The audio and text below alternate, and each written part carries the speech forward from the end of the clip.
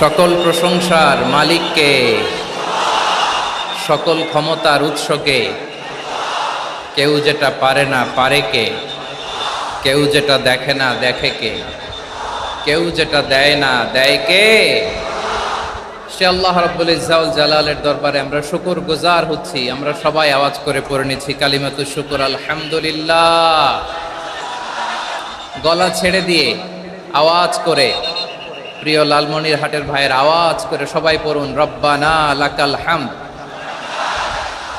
হামদান কাসীরান তাইয়িবান মুবারাকান ফীহি ইয়া রাব্বি লাকাল হামদু কামা ইয়ানবাগি লিজালালি ওয়াজহিকা ওয়া আযীমি সুলতানিকা।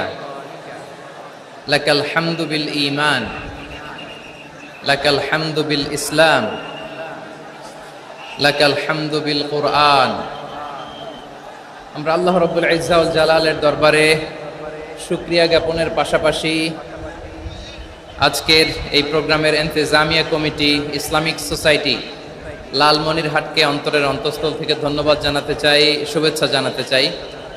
যারা দীর্ঘদিন টানা পরিশ্রম শেষে আজকে লালমনিরহাট জেলায়, যেটা আমার বেসিকলি রংপুর বিভাগের প্রোগ্রাম ছিল, এই ঐতিহাসিক প্রোগ্রামের আয়োজন তারা করেছে, আলহামদুলিল্লাহ। আজকের প্রোগ্রামে সম্মানিত সভাপতি, প্রধান অতিথি, বিশেষ অতিথি, মঞ্চে উপবিষ্ট আপনাদের অত্র এলাকার মা ও মাটির সন্তানেরা, নেতৃবৃন্দ, কমিউনিটি লিডার্স, লালমনিরহাট জেলার সম্মানিত ব্যবসায়ী ভাইয়েরা, চাকরিজীবী ভাইয়েরা, ছাত্র ভাইয়েরা, ভলান্টিয়ার্স ভাইয়েরা এবং লালমনিরহাট জেলা স্টেডিয়ামে অবস্থানরত আমার মা এবং বোনেরা, আমি আপনাদের সবাইকে অন্তরের অন্তঃস্থল থেকে শুভেচ্ছা জানাতে চাই, ধন্যবাদ জানাতে চাই যে আপনারা এত চমৎকার একটি প্রোগ্রামের আয়োজন করেছেন। প্রিয় ভাইয়েরা, আপনারা জানেন যে আমি প্রতি বিভাগে একবার করে সফর করছি। তো সেই সুবাদে রংপুর বিভাগের প্রোগ্রামটা আমি লালমনিরহাটে দিয়েছি এবং আমি আশ্বস্ত হয়েছিলাম যে লালমনিরহাটের প্রোগ্রাম খুবই গোছালো হবে, সুষ্ঠু হবে, শান্ত হবে। সেটার নমুনা আলামত আমি দেখতে পাচ্ছি, আলহামদুলিল্লাহ। সবাই খুবই সুশৃঙ্খল, লক্ষ লক্ষ তাওহীদি জনতা, পেছনে অনেকে জায়গা পায় নাই কিন্তু কোনো আওয়াজ নাই, সবাই দাঁড়িয়ে আছে। এলইডি স্ক্রিন আছে, আপনারা স্ক্রিনে দেখতে পাচ্ছেন, আলহামদুলিল্লাহ। আমি সবাইকে দেখতে পাচ্ছি, মাশাআল্লাহ মাশাআল্লাহ। শান্ত হয়ে আপনারা বসুন। অল্প কিছু সময় কথা বলার সুযোগ আমি পাবো, যেহেতু আমি হেলিকপ্টারে করে এসেছি। হেলিকপ্টারগুলোর আবার একটা পলিসি আছে, সানসেটের আগে, সূর্য ডোবার আগে তাদেরকে এয়ারপোর্টে আবার ল্যান্ড করতে হয়। তো এখানে 3:30টার মধ্যে আমাকে উঠে যেতে হবে। আমি যদি বারবার আপনাদেরকে থামাতে থাকি, শান্ত হতে বলি এবং এগুলোতেই যদি আমরা সময় নষ্ট করে ফেলি, তাহলে এই যে বিশাল মহাসমাবেশ, বিশাল আয়োজন, যেখানে 2-4টা আমি বার্তা দিতে চাই, এগুলো ব্যাহত হবে। লালমনিরহাটের ছেলেরা খুব ভদ্র, শান্তশিষ্ট। আসার পর থেকে আমাকে রিসিভ করা থেকে শুরু করে, স্টেজে আনা থেকে শুরু করে, এবং আলহামদুলিল্লাহ তরুণ জেনজি শ্রোতাদেরকে আমি দেখতে পাচ্ছি, তারা খুবই কোঅপারেটিভ। সহযোগিতা করার, কোঅপারেট করার, অ্যাসিস্ট করার মানসিকতা আমার ভাইদের আছে, আলহামদুলিল্লাহ আলহামদুলিল্লাহ। আমি চাইব আমরা একটু নীরব, নিস্তব্ধ পরিবেশ তৈরি করার একটু চেষ্টা করব। প্রচণ্ড রোদ, আপনাদের যেমন কষ্ট হচ্ছে আমারও কষ্ট হচ্ছে। ওনারা বলেছিল স্টেজকে সরাবে, উপরে পর্দা দিবে। আমি বললাম দরকার নাই, দরকার নাই। যেই পরিস্থিতিতে আছি আমরা বসি, শান্ত হইতে হবে। এখানে আমি শান্ত হইতে বলবো, ভলান্টিয়ার্সরা মাইক নিয়ে শান্ত হইতে বলবে, আমাদের সম্মানিত উপস্থাপক উনি শান্ত হইতে বলবে। এগুলোর অপেক্ষায় না থেকে নিজ দায়িত্বে আমরা সবাই শান্ত থাকি, যাতে লালমনিরহাটের এই প্রোগ্রাম একটা ইতিহাস হয়ে থাকে বাংলাদেশে, ঠিক কিনা বলেন? যখন আমি সময় দিব, শাউট করতে বলবো, নয়েজ করতে বলবো, তখন নয়েজ করতে হবে আওয়াজ করে। আর যখন কথা বলবো তখন একেবারে চুপ থাকতে হবে, একেবারে চুপ। মাশাআল্লাহ, হ্যাঁ ঠিক আছে, একেবারে চুপচাপ, একেবারে চুপচাপ থাকতে হবে। ধুলা উড়ানো যাবে না, সামনে আগানো যাবে না। নিজের সুবিধা, নিরাপত্তা বুঝতে হবে। এটা কোনো রাজনৈতিক সমাবেশ না, এখানে লাফালাফি, চিৎকার চেঁচামেচি, হাত দেখানোর দরকার নেই। হাত দেখানোর পর্ব শেষ। এখানেও ঠান্ডা হয়ে গেছে, মাশাআল্লাহ। হ্যাঁ, মাশাআল্লাহ। আমাদের ভলান্টিয়ার্স ভাইরা, আমাদের স্বেচ্ছাসেবক ভাইরা, আইন শৃঙ্খলা রক্ষাকারী ভাইরা অনেক চেষ্টা করতেছে, মাশাআল্লাহ। Very good, I am very happy to C this scenario, মাশাআল্লাহ, আলহামদুলিল্লাহ। আমি একটু দেখতে চাই যে রংপুর বিভাগের কে কোন জেলা থেকে আপনারা এসছেন। কুড়িগ্রাম থেকে কারা এসছেন দেখি, কুড়িগ্রাম। মাশাআল্লাহ, মাশাআল্লাহ। আচ্ছা, গাইবান্ধা জেলার কে আসছেন? গাইবান্ধা, হ্যাঁ, মাশাআল্লাহ। ঠাকুরগাঁও, ঠাকুরগাঁও অনেকে আসছেন। দিনাজপুর জেলা থেকে, মাশাআল্লাহ। নীলফামারী, ঠিক আছে, ফি আমানিল্লাহ। পঞ্চগড় অনেক আসছে। রংপুর, রংপুর,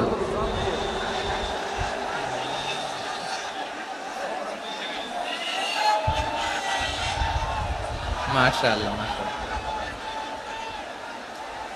মাশাআল্লাহ, ঠিক আছে। লালমনিরহাটের কারা দেখি, লালমনিরহাট,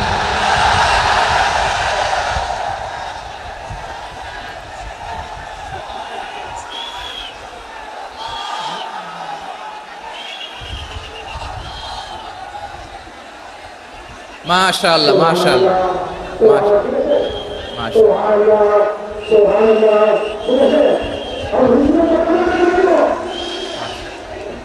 ঠিক আছে, ঠিক আছে।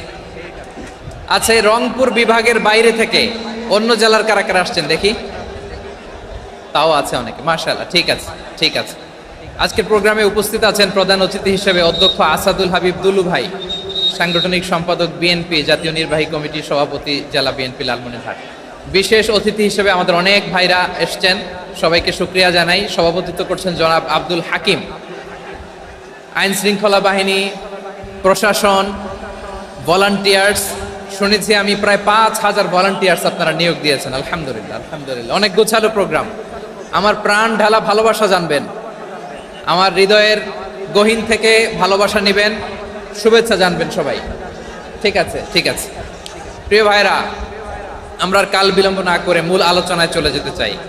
আজকে যে টপিকের উপর আমি কথা বলবো, টপিকটা হচ্ছে peaceful coexistence and communal harmony, শান্তিপূর্ণ সহাবস্থান এবং সাম্প্রদায়িক সম্প্রীতি। আমাদের বাংলাদেশে সাম্প্রদায়িক সম্প্রীতি আছে না নাই? আবহমান কাল থেকে আমরা মুসলিম, হিন্দু, বৌদ্ধ, খ্রিস্টান, পাহাড়ি, নৃগোষ্ঠী মিলেমিশে একাকার, আমরা সবাই মিলে বাংলাদেশ। আওয়াজ করে বলেন ঠিক কিনা? আমাদের পারস্পরিক সম্প্রীতি, ভালোবাসা, সৌহার্দ্যপূর্ণ আচরণ, বোঝাপড়া, এটা বেশ মজবুত, বেশ মজবুত। তবে মাঝে মাঝে আমাদের এই সম্প্রীতির ভেতরে অনেকে ফাটল ধরাতে চায়। আমরা যে সুখে আছি, শান্তিতে আছি, এটা অনেকের ভালো লাগে না, ঠিক কিনা বলেন? আমাদের মধ্যে সাম্প্রদায়িক সম্প্রীতি, সৌহার্দ্যপূর্ণ আচরণ, ভালোবাসা, এটা আবহমান কাল ধরে আছে। তার প্রমাণ, আমরা তাফসিরুল মাহফিলের আয়োজন করলে আমাদের হিন্দু ভাইরা ডিস্টার্ব করে না, ঠিক কিনা? এবং আমি যদি বলি হাত তোলেন, হিন্দু ধর্মের কারা কারা এসেছেন, কত শত কত হাজার যে হাত উঠবে, আপনি অবাক হয়ে যাবেন। আমি চাচ্ছি না হাত উঠাতে। খুলনাতে সর্বশেষ যে আমি প্রোগ্রাম করে গেলাম, সেখানে কয়েকশো হিন্দু ভাই আসছে আমাদের আলোচনা শুনতে, আলহামদুলিল্লাহ। অনেক বৌদ্ধরা আসে, অনেক খ্রিস্টানরা আসে। এবার সফরেও অনেক হিন্দু ভাইরা আমার সাথে দেখা করেছে, তারা বলেছে হুজুর আমরা আপনার আলোচনা শুনি, আলহামদুলিল্লাহ বলেন। So it's our responsibility to present our religion to our non-Muslim brothers and sisters. আমাদের অমুসলিম ভাই বোনদের কাছে ইসলামের সৌন্দর্য তুলে ধরা, এটা আমাদের দায়িত্ব। We all are the ambassador of Islam. আমরা প্রত্যেকে দায়িত্বশীল, আমরা প্রত্যেকে এক একজন ইসলামের অ্যাম্বাসেডর, আলহামদুলিল্লাহ বলেন। এজন্য এমনভাবে দ্য বিউটি অফ ইসলাম, ইসলামের সৌন্দর্য আমাদেরকে ফুটিয়ে তুলতে হবে, যাতে করে নন মুসলিমরা শাহাদা পড়ে, কালিমা পড়ে মুসলমান হয়ে যায়। অনেক নন মুসলিম ভাই বোন আমাদের হাতে শাহাদা পড়ে, কালিমা পড়ে মুসলমান হয়েছে, অনেক। সো আমরা যেন ইসলামের বিউটিটাকে তুলে ধরতে পারি, এবং এই যে সম্প্রীতি, এটাকে যেন আমরা অটুট রাখতে পারি। আদতে আদতে বাংলাদেশের ইতিহাস বলে আমাদের দেশে কোনো দাঙ্গা নাই, আছে? লালমনিরহাটের ভাইয়ের আওয়াজ করে বলেন, আমাদের দেশে হিন্দু মুসলিম দাঙ্গা আছে? আমরা ভাই ভাই, আওয়াজ করে বলুন তো, আমরা কি ভাই ভাই? কিন্তু কিছু দুষ্ট লোক আছে, তারা আমাদের সম্পর্কের মধ্যে ফাটল ধরাতে চায়, ঠিক কিনা বলেন? মাঝে মাঝে ঝগড়া লাগাতে চায়। দেখবেন পত্রপত্রিকায় দেখা যায় বিভিন্ন ধর্মীয় উপাসনালয়গুলোতে হামলা চালানো হয়। এগুলো রাজনৈতিক উদ্দেশ্য প্রণোদিত, এগুলোর সাথে ইসলামের কোনো সম্পর্ক নাই। এজন্য এই দুর্বৃত্তদের ব্যাপারে আমাদের সাবধান থাকতে হবে। আমরা সবসময় যেমনি ঐক্যবদ্ধ, ইউনাইটেড, আমরা যদি এরকম ইউনাইটেড থাকি, এই সমস্ত দুর্বৃত্তদের কালো হাত ভেঙে দিতে আমাদের 1 ঘন্টাও লাগবে না। চিল্লায় বলো ঠিক কিনা? আমরা সংঘবদ্ধ থাকবো। এই যে আমাদের পিসফুল কোএক্সিস্টেন্স, শান্তিপূর্ণ সহাবস্থান। হিন্দুরা পূজা করে, যেদিন হিন্দুদের পূজা অনুষ্ঠান, আমরা ওই দিন তাফসির মাহফিল করি না, ঠিক কিনা বলেন? যেদিন আমাদের তাফসিরুল কোরআনের প্রোগ্রাম, ওই দিন আমাদের হিন্দু ভাইরা ডিস্টার্ব করে না। সুবহানাল্লাহ। হিন্দুদের পূজা অনুষ্ঠানে মাদ্রাসার ছাত্র যে পাহারা দেয়, গোটা বিশ্বে এরকম দৃষ্টান্ত নজির বিরল, ঠিক কিনা বলেন? আইন শৃঙ্খলা বাহিনীর পাশাপাশি মাদ্রাসার ছাত্ররা যে সেখানে পাহারা দেয়, গোটা পৃথিবীতে এই দৃষ্টান্ত আপনি পাবেন। মাদ্রাসার ছাত্ররা, তারা তো কোরআনের ধারক, তারা হাদিসের ধারক, তারা কেন মন্দির পাহারা দিবে? এই সম্প্রীতিকে ধরে রাখার জন্য, এই সৌহার্দ্যকে ধরে রাখার জন্য, আমাদের পারস্পরিক ভালোবাসাকে অটুট রাখার জন্য। আওয়াজ করে বলতে হবে, ঠিক কিনা? এখন বলেন, আমাদের এই ভালোবাসা অটুট থাক, আমরা চাই কি চাই না? আমরা হিন্দু মুসলিম মিলেমিশে শান্তিপূর্ণ সহাবস্থান, সাম্প্রদায়িক সম্প্রীতি। লালমনিরহাটের ভাইয়ের আওয়াজ করে বলুন, এই সাম্প্রদায়িক সম্প্রীতি আমরা চাই কি চাই না? আল্লাহ এই দেশকে তুমি বরকতময় করো, বাংলাদেশকে তুমি শান্তিময় করো। আওয়াজ করে সবাই বলেন আমিন। এই জায়গাটাতে সামান্য একটু আওয়াজ হচ্ছিল, এটাও থেমে গেছে। আলহামদুলিল্লাহ, আলহামদুলিল্লাহ। এখন একেবারে everything is in my control. মাশাআল্লাহ। ঠিক আছে, আমি মূল আলোচনায় যাই। প্রিয় ভাইরা, আমি বলেছিলাম আমার আলোচনার বিষয় হচ্ছে শান্তিপূর্ণ সহাবস্থান, সাম্প্রদায়িক সম্প্রীতি। আমরা দেখব ইসলাম আমাদেরকে কি কি দিক নির্দেশনা দেয়। শান্ত হইতে হবে। খরগোশের কানের মতো কান দুটো আমার দিকে করে রাখেন। আমি এখনো উঠে যাব, হাত নাড়ায় লাভ নাই, আমি উঠে যাব। তাকায় থাকো আর কান খাড়া, আওয়াজ হবে না। হ্যাঁ, মাশাআল্লাহ, মাশাআল্লাহ, ঠিক আছে। আমরা দেখব যে রাসূল সাল্লাল্লাহু আলাইহি ওয়াসাল্লাম এই পিসফুল কোএক্সিস্টেন্সের জন্য আমাদের কি শিখিয়েছেন, কি কি গাইডলাইন দিয়েছেন। আমরা 1, 2, 3, 4 করে এগুলো আপনাদের সাথে শেয়ার করব।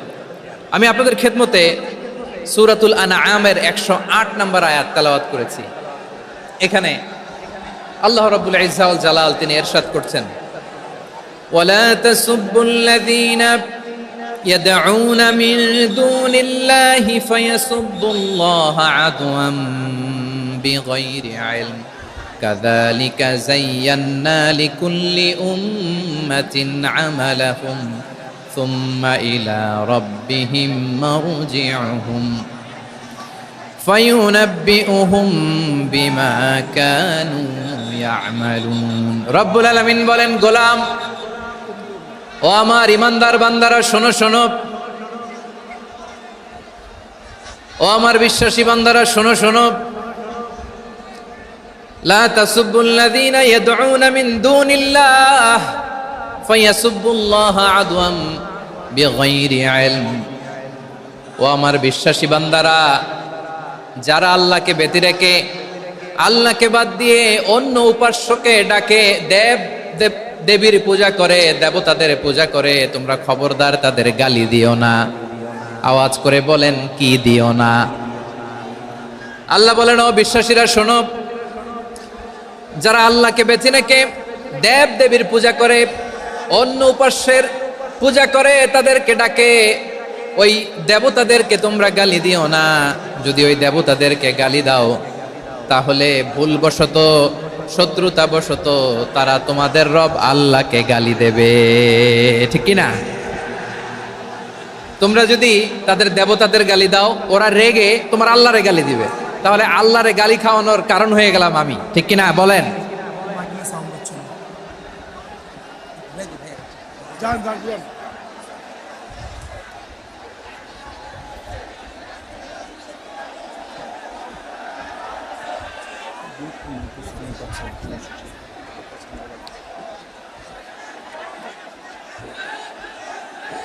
সম্মানিত ভাইয়েরা, এত বিশাল প্রোগ্রাম, মাইকের একটা সেটআপ থাকে, তারগুলো অনেক সময় নড়ে যায়, ধাক্কা ধাক্কিতে ডিসপ্লেস হয়, একটু ঝামেলা হবে।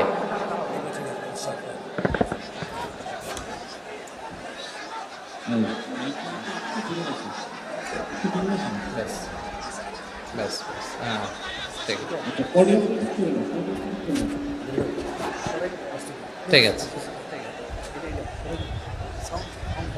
একটু একটু সমস্যা হবে মাঝে মাঝে।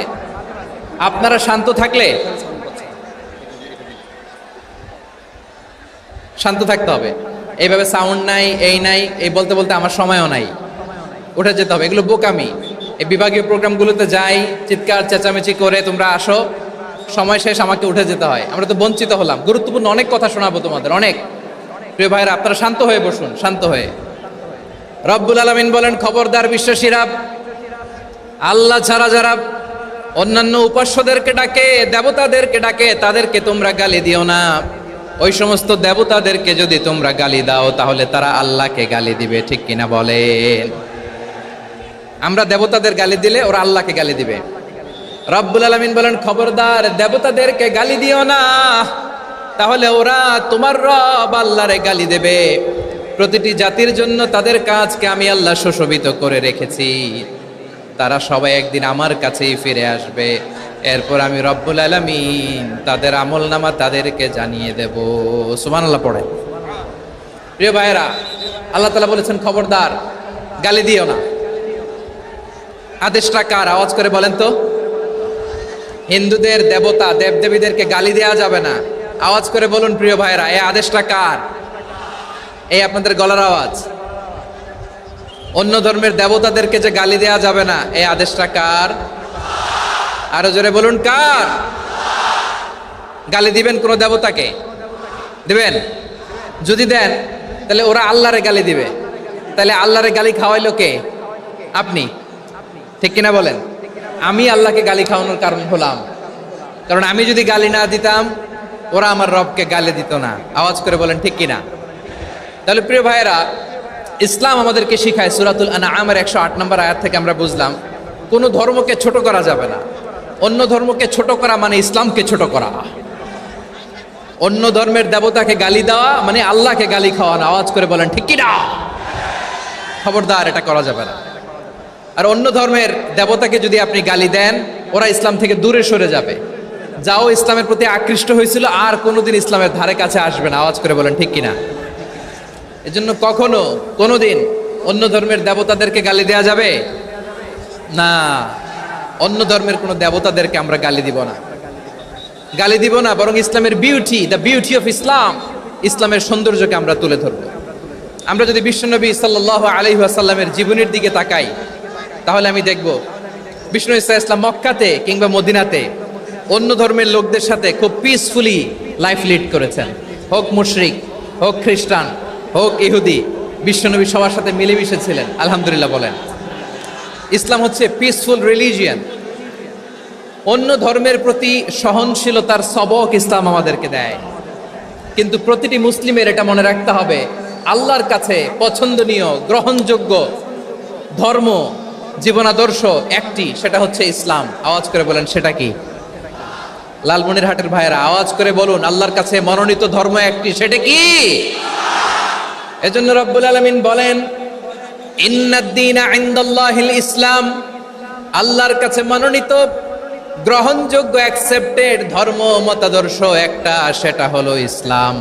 ইসলাম ছাড়া অন্য কোনো ধর্ম যদি কেউ তালাশ করে, তার ওই ধর্ম আল্লাহ গ্রহণ করবে না।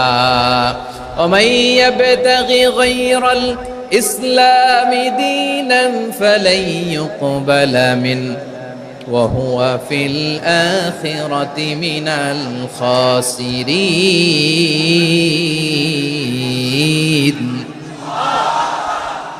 Whoever seek anything except Islam, that won't be accepted from him, and he will be loser in the day of judgment. কিয়ামতের দিন ইসলাম ছাড়া কেউ যদি অন্য কোনো ধর্ম তালাশ করেছে দুনিয়াতে, তার এই মতাদর্শ গ্রহণ করা হবে না, and he will be loser. সে হবে লুজার, ক্ষতিগ্রস্ত, হাই হাই কোম্পানির ম্যানেজার, ওর আমও শেষ, সালাও শেষ। আওয়াজ করে বলেন ঠিক কি না? এজন্য ইসলাম পেয়ে আমরা খুশি না বেজার? প্রত্যেক নামাজ শেষে আমরা আল্লাহরে বলি, আল্লাহ রাদিতু বিল্লাহি রাব্বা ওয়া বিল ইসলামি দীনা ওয়া বি মুহাম্মাদিন নাবিয়ান ওয়া রাসূলা। ও আল্লাহ, তোমারে রব হিসেবে পেয়ে আমরা খুশি। ও আল্লাহ, ইসলামকে ধর্ম হিসেবে পেয়ে আমরা খুশি। বিশ্বনবীকে আমাদের রাসূল পেয়ে আমরা খুশি। ঠিক কিনা বলেন? ইসলাম ছাড়া অন্য কোনো ধর্ম আমরা গ্রহণ করব না। ঠিক কিনা বলেন? আল্লাহর কাছে অ্যাকসেপ্টেড রিলিজিয়ান একটা, সেটা ইসলাম। তো বিশ্বনবী সাল্লাল্লাহু আলাইহি ওয়াসাল্লাম মক্কাতে কিংবা মদিনাতে খুব পিসফুলি এক্সিস্ট করেছেন, যে কোনো ধর্মের সাথে মিলেমিশে চলেছেন। তার প্রমাণ আমরা যদি রাসূল সাল্লাল্লাহু আলাইহি ওয়াসাল্লামের বায়োগ্রাফির দিকে তাকাই, তাহলে দেখব তিনি মুশরিকদের সাথে পিস ট্রিটি করেছেন, শান্তি চুক্তি, পিস ট্রিটি, পিস এগ্রিমেন্ট। আপনারা হুদাইবিয়ার সন্ধির নাম শুনেছেন? আমার লালমনিরহাটের কলিজার টুকরা ভাইয়েরা, হুদাইবিয়ার সন্ধির নাম আপনারা শোনেন নাই? ষষ্ঠ হিজরিতে বিষ্ণু ঈসা ইসলাম মুশরিকদের সাথে এই ট্রিটি করেছেন, চুক্তি। কাদের সাথে? মুশরিকদের সাথে। আমরা তো মুসলমান বসতে পারি না, আমরা দুই মুসলিম ভাই একসাথে বসে চা খেতে পারি না, গল্প করতে পারি না। বিষ্ণু ঈসা ইসলাম মুশরিকদের সাথে ট্রিটি করেছেন, হুদাইবিয়ার সন্ধি। এই সন্ধির আগে মক্কা থেকে কেউ মদিনায় যেতে পারে না, মদিনা থেকে কেউ মক্কায় যেতে পারে না। কিন্তু এই সন্ধির পরে ট্রাফিক স্বাভাবিক হয়ে গেল, মক্কার লোকেরা মদিনায় আসতে পারে, মদিনার লোকেরা মক্কায় আসতে পারে। এটাকে বলে সুলহে হুদাইবিয়া, the peace agreement of Hudaibiya, শান্তি চুক্তি। আমরা পৃথিবীতে এখন অনেক শান্তি চুক্তির নাম শুনি, এগুলো সব the piece treaty of Hudaibiya থেকে কপি করা। আল্লাহু আকবার। তাহলে বিশ্বনবী সাল্লাল্লাহু আলাইহি সাল্লাম তিনি যে শান্তিপূর্ণ সহাবস্থানে বিশ্বাসী ছিলেন, মুসলমানেরা যে অন্য ধর্মের প্রতি সহনশীল, তার প্রমাণ হচ্ছে এই পিস ট্রিটি। শুধু তাই নয়, মাইকের সাউন্ডটা একটু বাড়াই দিতে হবে, খুব দুর্বল, একটু মজবুত করতে হবে, আর একটু ক্লিন করতে হবে, আর সবগুলা জায়গায় সাউন্ড যাচ্ছে কিনা একটু ক্রস চেক করতে হবে। হ্যাঁ, পাবেন, দিচ্ছে mike operator, is trying his level best, দিচ্ছে। মাইক অপারেটর যিনি আছেন, প্রতিটি জায়গায় প্রতিটি সাউন্ড বক্সে যেন আওয়াজ পাওয়া যায়, একটু ক্রস চেক করেন, সাউন্ডটাকে একটু স্ট্রং করে দেন। হ্যাঁ, ঠিক আছে, মাশাআল্লাহ। এদিকে তাকান, এদিকে। মক্কার পার্ট গেল, পিস এগ্রিমেন্ট করলেন, শান্তি চুক্তি। বিষ্ণু ঈসা ইসলাম মদিনায় যে কি করলেন? মদিনায় যে বিষ্ণু ঈসা ইসলাম মদিনা চার্টার করলেন, মদিনা সনদ, সাহিফাতুল মদিনা, এটার বলে মদিনা চার্টার। যে ওয়েস্টে, ইউরোপে, আমেরিকাতে তারা অনেক চার্টার করে, এই সব চার্টার মদিনা চার্টার থেকে কপি করা। আওয়াজ করে পড়েন সুবহানাল্লাহ। বিষ্ণু ঈসা ইসলাম মদিনায় গেলেন, মদিনাতে মুসলিম, মুশরিক, ইয়াহুদি, এই তিন ধর্মের লোক মিলে সব স্টেক হোল্ডার যারা আছে সবাইকে নিয়ে বিষ্ণু ঈসা ইসলাম মদিনা চার্টার করলেন, মদিনা সনদ। পড়েন সুবহানাল্লাহ। শুধু তাই নয়, মক্কাতে বিশ্বনবী পিস এগ্রিমেন্ট করলেন, শান্তি চুক্তি মুশরিকদের সাথে। মদিনাতে যে বিশ্বনবী মদিনা চার্টার করলেন, মদিনা সনদ করলেন ইহুদিদের সাথে। আবার মদিনাতে বিশ্বনবী ইহুদিদের সাথে পিস ডায়ালগ করলেন, ইন্টারফেথ ডায়ালগ করলেন, আন্তধর্মীয় সংলাপ করলেন। যেই সংলাপের মূল ভিত্তি ছিল তাওহীদ। মূল ভিত্তি ছিল কি? তাওহীদ। বিশ্বনবী ইহুদিদেরকে ডাকলেন, আহ্বান করলেন, কুল ইয়া আহলাল কিতাবি তাআলাউ ইলা কালিমাতিন সাওয়াইন বাইনানা ওয়া বাইনাকুম আল্লা না'বুদা ইল্লাল্লাহ ولا نشرك به شيئا ولا يتخذ بعضنا بعضا أربابا من دون الله فإن تولوا فقولوا اشهدوا بأننا مسلمون سبحان الله পড়েন বিশ্বনবী মদিনার ইহুদিদের ডেকে বললেন ও ইহুদিরা শোনো শোনো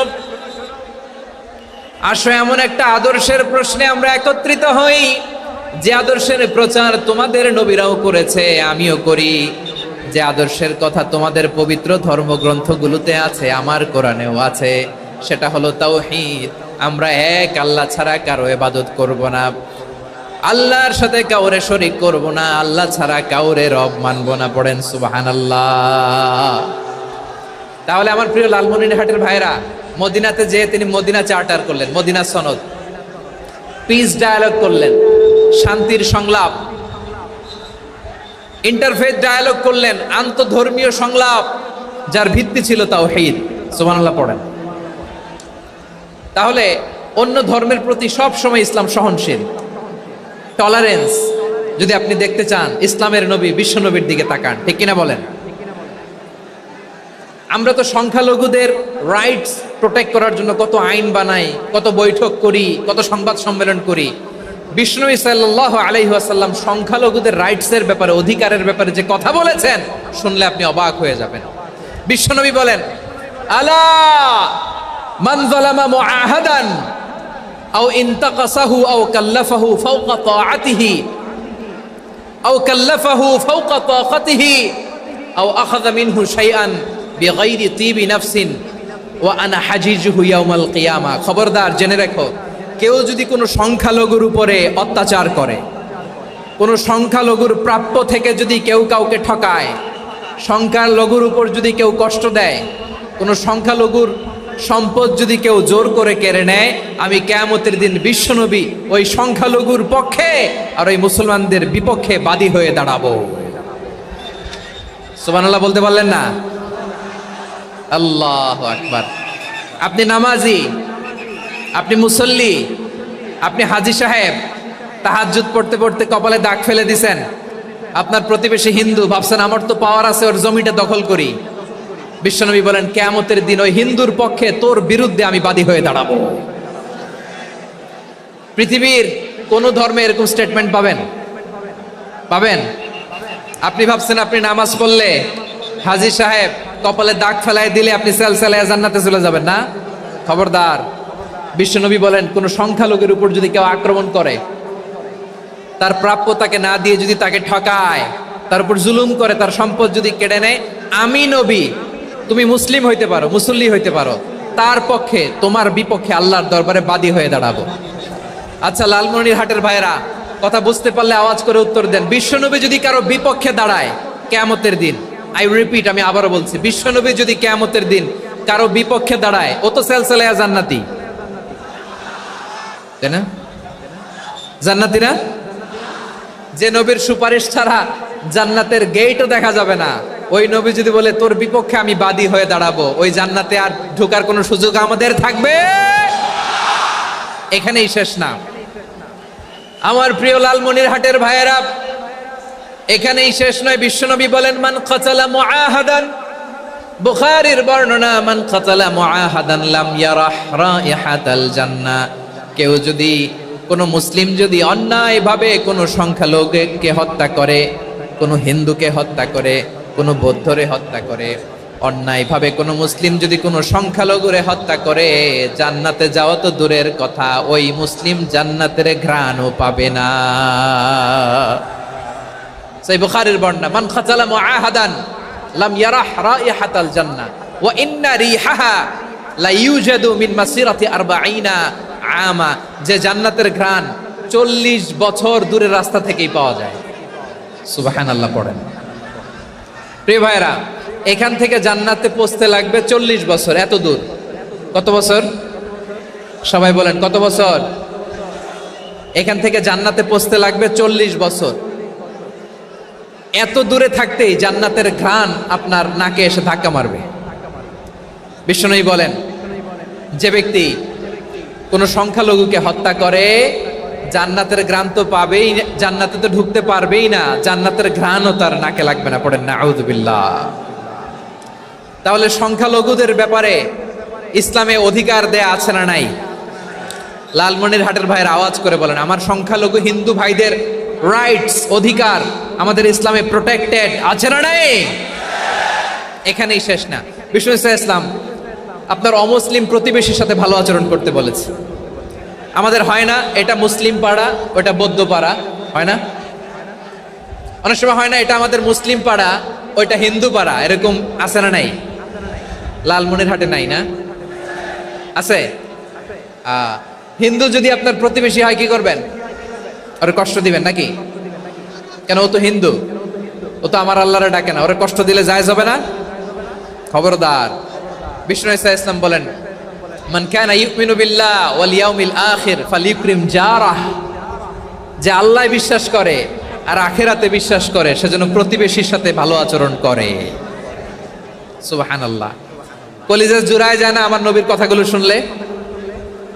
যে আল্লাহ বিশ্বাস করে, যে আখিরাতে বিশ্বাস করে সেজন্য প্রতিবেশীর সাথে ভালো আচরণ করে। এখানে বলছে মুসলিম প্রতিবেশী বলছে, নামাজি প্রতিবেশী বলছে, আল্লাহওয়ালা প্রতিবেশী বলছে না। প্রতিবেশী আস্তিক হোক নাস্তিক হোক, প্রতিবেশী মুমিন হোক মুশরিক হোক, প্রতিবেশী হইলেই তার সাথে ভালো আচরণের দরকার আছে না নাই? আমার প্রিয় লালমনিরহাটের ভাইয়েরা, বিষ্ণু ইসলাম ওনার ইহুদি প্রতিবেশীদের দেখাশোনা করতেন।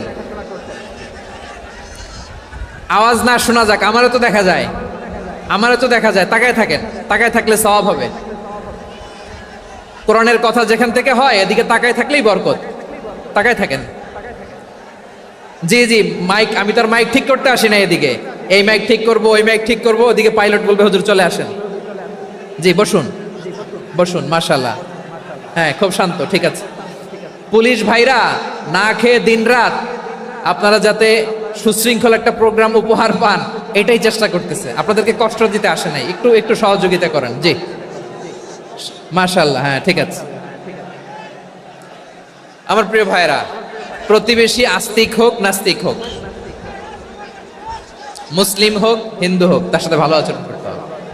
বিষ্ণু ইসলাম ওনার ইহুদি প্রতিবেশীর বাসায় যেতেন। কোন প্রতিবেশী? ইহুদি। আওয়াজ করে বলেন, কোন প্রতিবেশী? ইহুদি। এক ইহুদি কিশোর বিষ্ণু ইসলামের খেদমত করতে, ইহুদি ছেলে আমার নবীর খেদমত করতো, তারা ছিল নবীর প্রতিবেশী। তো অনেক দিন হয় ইহুদি ছেলেটা আসে না। বিষ্ণুনবী খোঁজ দিলেন, ঘটনা কি? একটা ইহুদি ছেলে না আমার খেদমতে আসতো, ছেলেটা কই? খোঁজ নিয়ে জানলেন ছেলেটা অসুস্থ। বিষ্ণু ইসলাম ওই ইহুদির বাড়িতে চলে গেলেন ওই ছেলেটাকে দেখা করার জন্য, ভিজিট করার জন্য। সুবহানাল্লাহ পড়বেন না? গেলেন, যে দেখে ইহুদি ছেলেটা মুমূর্ষ, জান জান যায় যায় ভাব, বিছানায় পড়ে আছে, তার বাবা দাঁড়ানো।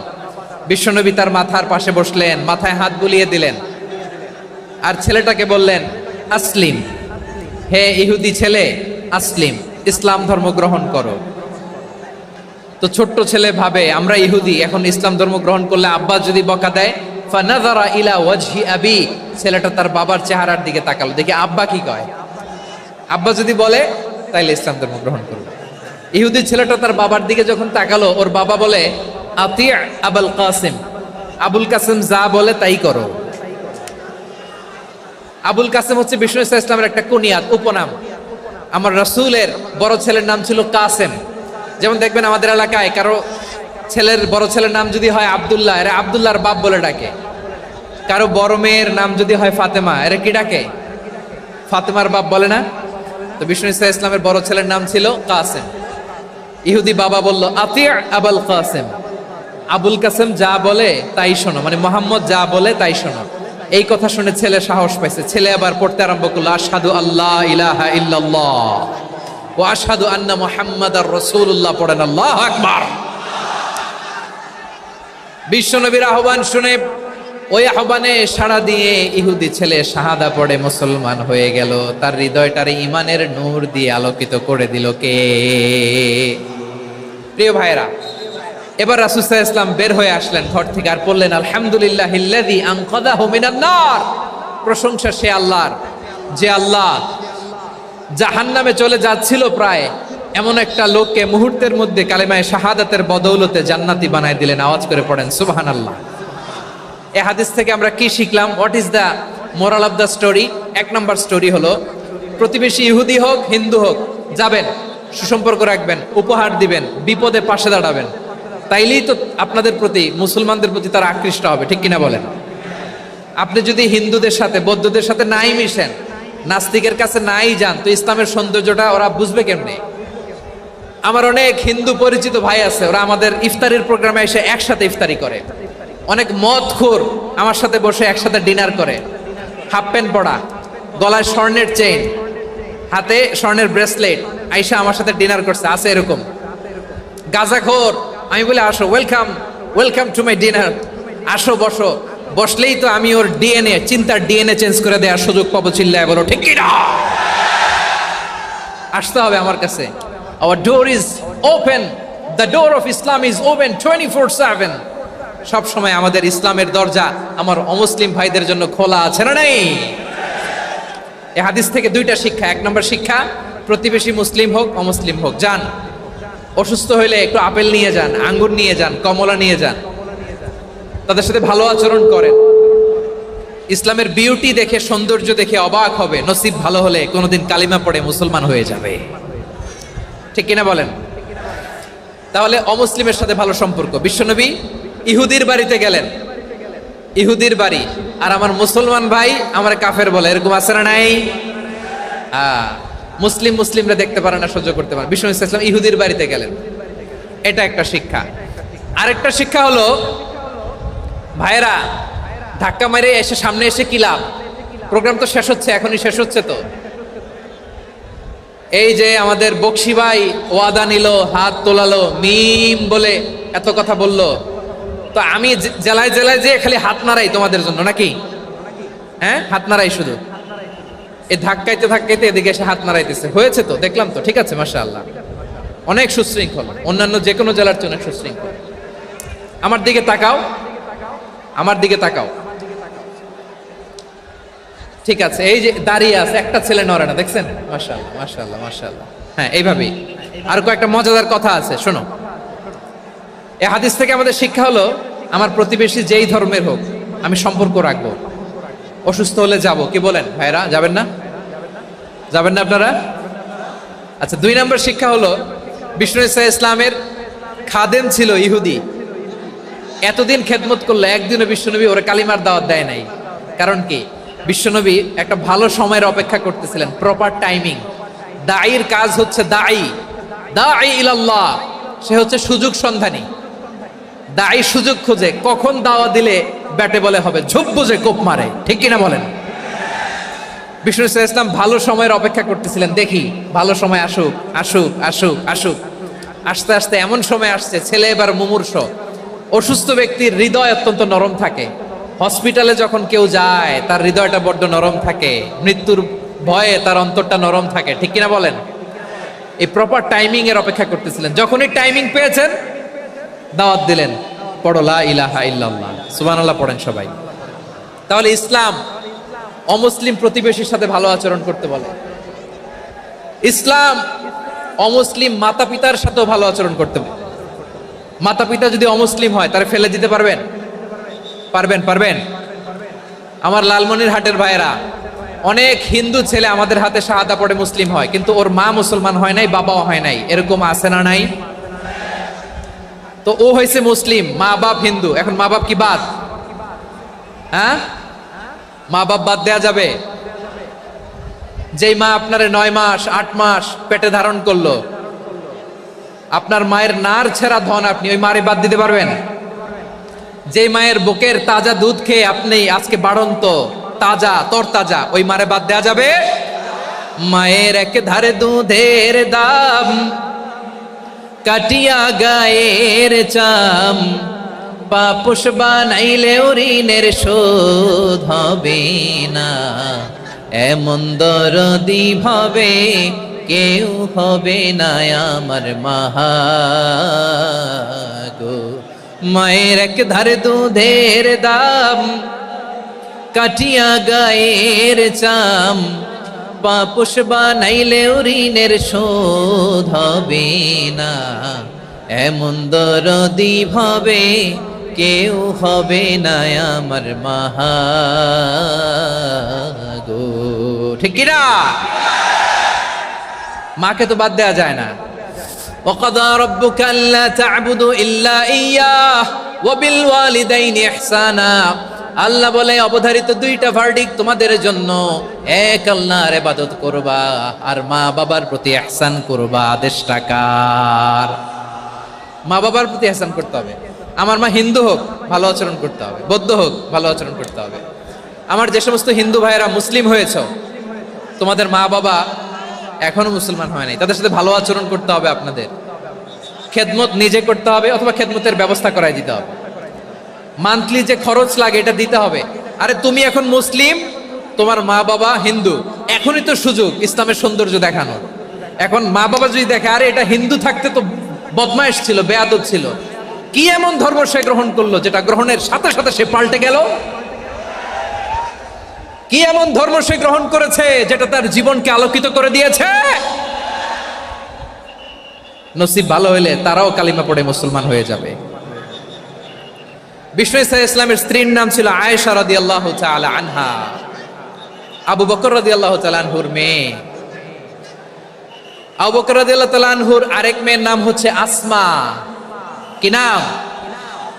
দুজনই আবু বকর রাদিয়াল্লাহু তাআলা আনহুর মেয়ে, আসমা আর আয়েশা। নাম দুটা কেমন লাগে? আসমা নামটা কেমন লাগে? আয়েশা নামটা কেমন লাগে? সবার ভালো লাগে নাই? নাম দুটো আপনাদের ভালো লাগে? লালমনিরহাটে অনাগত যদি কন্যা সন্তান হয়, যদি মনে চায় আসমা রেখে দিতে পারবেন, যদি মনে চায় আয়েশা রেখে দিয়েন। দেশে বিদেশে এয়ারপোর্টে রাস্তাঘাটে শুধু বলে হুজুর একটা নাম দেন, আমার ছেলের একটা নাম দেন, মেয়ের একটা নাম দেন। তো আমার মনে আছে যশোরের 8 দিনের মাহফিলে আমি একটা দুইটা নাম দিয়েছিলাম। আজকে লালমনিরহাটের এই প্রোগ্রামে কন্যা সন্তান যদি হয় দুটা নাম দিলাম, আসমা কিংবা আয়েশা। ইনশাআল্লাহ পড়েন। দুজন বোন, এক মায়ের না, বাবা এক মা দুজন। আয়েশা রাদিয়াল্লাহু তাআলা আনহার মায়ের নাম উম্মে রুমান, আর আসমা রাদিয়াল্লাহু তাআলা আনহার মায়ের নাম কুতাইলা বিনতে আব্দুল উজ্জা। আবু বকর রাদিয়াল্লাহু তাআলা আনহু 4টা বিয়ে করেছিলেন। তো একই ঘটনা ঘটেছে এই ফ্যামিলিতে। আসমা ইসলাম ধর্ম গ্রহণ করে মুসলিমা, কিন্তু তার মা কুতাইলা মুশরিকা।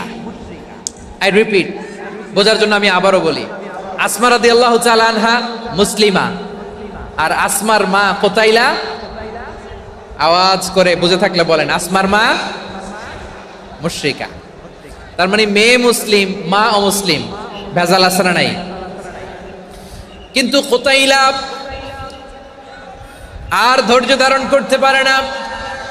নার ছেড়া ধন, কলিজার টুকরা ধন, কলিজার টুকরা সন্তান আসমারে দেখতে বড্ড মন চায়। সাইয়েদনা আসমা রাদিয়াল্লাহু তাআলা আনহা মক্কা থেকে হিজরত করে মদিনায় চলে গেলেন। হুদাইবিয়ার পর যখন মক্কা মদিনার ট্রাফিক স্বাভাবিক হলো, মক্কার লোক মদিনায় যায়, মদিনার লোক মক্কায় আসে। কুতাইলা কলিজার টুকরা সন্তান আসমারে দেখার জন্য কিছু উপহার নিয়ে বিশাল মরুপথ পাড়ি দিয়ে মক্কা থেকে মদিনায় যায়। সুবহানাল্লাহ বলেন। এখন মা আসছে মেয়ের সাথে দেখা করতে, মেয়ে তো আর দেখা দেয় না। মেয়ে ভাবছে আমার মা তো মুশরিকা, অপবিত্রা, তার সাথে কি দেখা দেয়া যাবে? বিশ্বনবীর দরবারে চলে গেলেন। সুবহানাল্লাহ বলেন। কি সৌভাগ্যবান ছিল তারা, মাসলা জানার দরকার হলেই নবীর দরবারে চলে যেত। ঘরে বউয়ের সাথে ঝগড়া হলে নবীর দরবারে চলে যেত। অনেক সাহাবী বলে আমার পেটে ক্ষুধা লাগলেও আমি নবীর কাছে চলে যেতাম, কারণ নবীর চেহারার দিকে তাকালেই আমার পেটের ক্ষুধা মিটে যেত। সাইয়েদনা আসমা রাদিয়াল্লাহু তাআলা আনহা বিশ্বনবীর কাছে চলে গেলেন, যে বললেন ইয়া রাসূলুল্লাহ ইয়া হাবিবাল্লাহ ইন্না উম্মি কাদিমাতুন ইলাইয়া ওয়া হিয়া রাগিবা।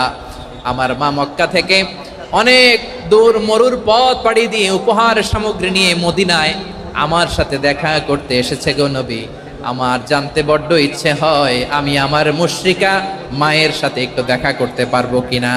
আফা আসিলুহা, আগে যেমনি আমি আমার মায়ের সাথে ভালো আচরণ করতাম, যেমনি আমি আমার মায়ের সাথে সদাচরণ করতাম গো নবী, এখন আমি মুসলিমা, মা মুশরিকা, এখনো কি আগের মতো সদাচরণ করতে পারবো নাকি?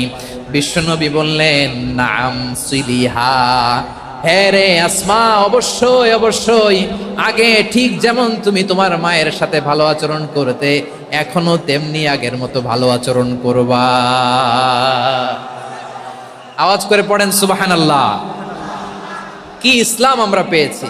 কত ব্রড মাইন্ডেড আমাদের ইসলাম, কত ওপেন মাইন্ডেড ইসলাম, কত ওপেন আপ করতে পারে, চিন্তা করতে পারেন। বিষ্ণু বললেন, হ্যাঁ অবশ্যই, নাম সুলিহা, আগে যেমনি ভালো আচরণ করছো আসমা, এখন ওই রকমই করো, পারলে আরো বাড়াই করো। সুবহানাল্লাহ বলেন। তাহলে আমার যে হিন্দু ভাইয়েরা, হিন্দু বোনেরা, ইমানের বদৌলতে দৌলতে আপনি ধন্য হয়েছেন, আপনার আম্মা আব্বা এখনো মুসলমান হয় নাই, তাদের জন্য দোয়া করেন, তাদের জন্য দোয়া করেন, আল্লাহ যেন তাদেরকেও ইমানের দৌলত দান করে। আমরা সবাই পড়ি আমিন, আরো জোরে পড়েন আমিন। এখন বলেন, ইসলাম কি ন্যারো মাইন্ডেড রিলিজিয়ান না ব্রড মাইন্ডেড? লালমনিরহাটের যুবক ভাইরা আওয়াজ করো, ইসলাম কি ন্যারো মাইন্ডেড না ব্রড মাইন্ডেড? কতটা ব্রড মাইন্ডেড দেখেন। বিশ্বনবী সাল্লাল্লাহু আলাইহি সাল্লাম অমুসলিমরা যদি নবীকে উপহার দিত, ওই উপহারও বিশ্বনবী গ্রহণ করতেন। সুবহানাল্লাহ পড়েন। আপনার অমুসলিম বন্ধু যদি উপহার দেয়, সেটাও আপনি নিতে পারবেন, যেটা নেওয়া জায়েজ। কিন্তু আপনার বন্ধু যদি আপনার মদের বোতল দেয়, নিতে পারবেন? হ্যাঁ, মদের বোতল দিলে পারবেন না। আপনার বন্ধু যদি আপনার পর্ক দেয়, পর্ক, শুকরের গোশত মিশ্রিত কোনো খাবার, ওটা নিতে পারবেন না। হালাল যে কোনো জিনিস নিতে পারবেন। বিশ্বনবী সাল্লাল্লাহু আলাইহি ওয়াসাল্লাম অমুসলিমদের দেয়া হাদিয়া গ্রহণ করতেন।